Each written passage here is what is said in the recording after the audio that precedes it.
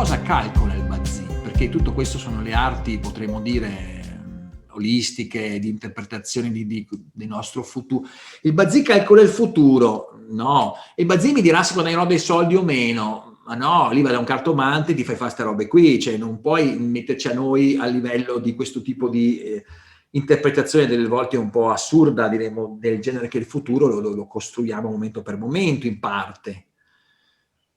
Che cos'è però il Bazzi allora? Perché c'è confusione su questa cosa. Per chiarire questo ho fatto questo inquadramento dopo anni di ricerca e di ascolto.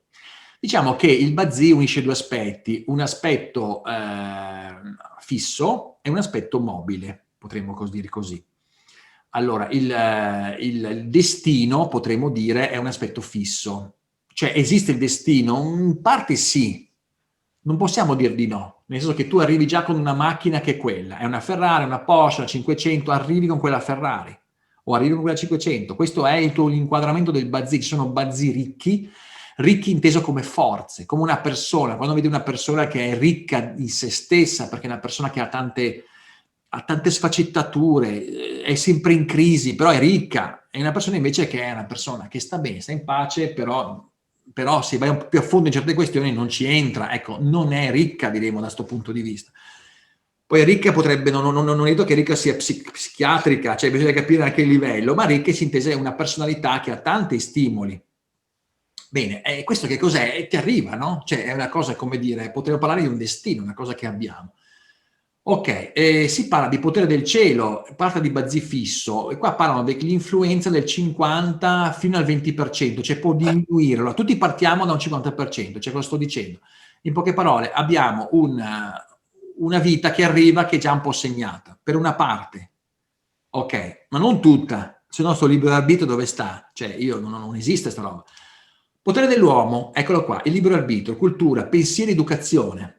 Un Einstein che mi nasce a Parigi, un Einstein che mi nasce, che ne so, in una fattoria sperduta in Inghilterra, uno in una fattoria inventerà una macchina per fare i campi pazzesca, quell'altro ti inventa una bomba atomica. Cioè, però l'educazione, la cultura è importante dove è anche locata la persona. Non è che tutte le persone, è importante anche dove il contesto, cioè bisogna guardarlo, e la libertà anche di poter scegliere in questo contesto come muoversi. Questo è dal 30-70% di forza, mamma mia, quindi può arrivare anche un 70%, abbiamo delle variazioni molto alte di influenza. Ok, potere della terra, eccolo qua il Feng Shui. Per noi Feng Shuisti vediamo che invece la locazione, il posto dove siamo messi, questo influenza da un 20 a un 10, quindi non è che influenza tantissimo il Feng Shui, oddio, anche un 30 può arrivare.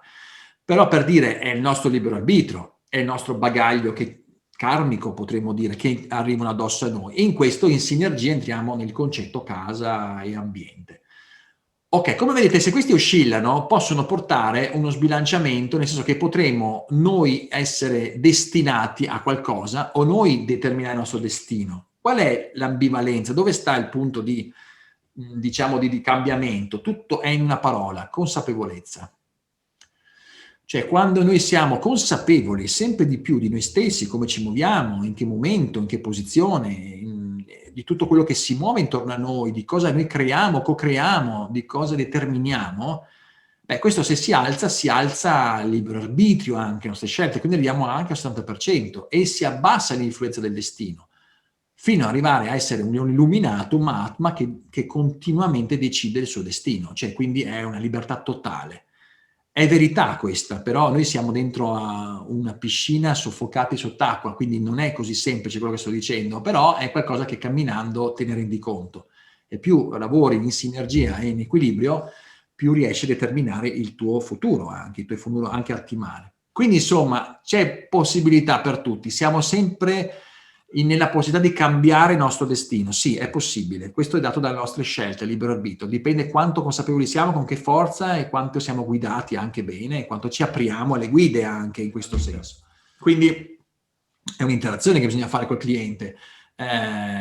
Sono il terreno della persona sul quale con il passare della vita la persona stessa avrà modificato il terreno di partenza, in quanto avrà impiantato una serie di alberi, di vegetazioni che sono le sue scelte dovute al libero arbitrio. Quindi il Bazzi è anche un po' modificato dal nostro sistema. Ecco perché il Yang Xiang, la lettura del viso è importante, cioè è importante capire la personalità, come ha potuto e come potrebbe vivere certi aspetti di mattoni nella natura del Bazzi. Yang Xiang e Bazzi vanno di pari passo. Tendenzialmente è questo intuito della persona o la relazione con la persona è importante perché devi innescare la persona con questo potenziale. Una volta che le cose sono unite, il quadro diventa molto interessante e unito. Ecco che lo dico qua, infatti, no?